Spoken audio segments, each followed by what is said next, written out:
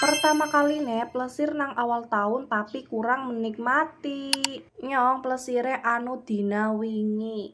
Niate plesire pancen anu karo keluarga. Senen ngesuk kan Baim karo Nabil wis mulai pada sekolah. Mumpung esi pada libur, dadi plesir disit menglaut. Lagi nyong ngampiri ponakanku disit, ponakanku umahe kue anu nang Kedung Pring.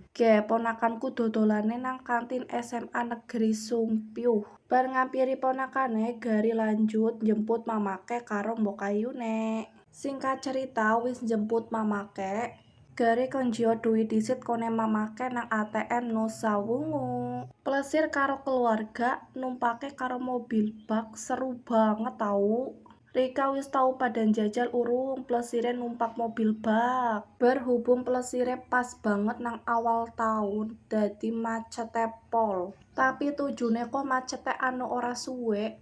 Lah nyong karo sekeluarga wis tekan pantai. Bocah-bocah ya wis selekan ora pada sabar dolanan pasir. Tapi kenakane posisine kuwi angine lagi banter banget.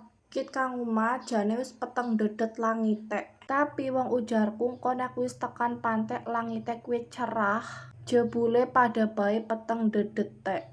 Lagi nakane bocah-bocah tak perintah kon aja erek-erek karo ombak. Kie bojone ponakanku jenengane Mbak Fitri. Lagi ponakanku jenengane Ian. Terus ke mbok kayuku sing nomor loro jenengane Mbak Giat. Yakin angine anu semribit banget.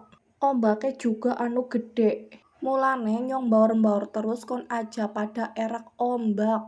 Aldo erek-erek ombak pun anu didampingi nang bapake Aldo. Kie nang pantai bocah-bocah pada seneng dolanan pasir. Janjane rasane urung pada renah nek urung edek-edek ombak.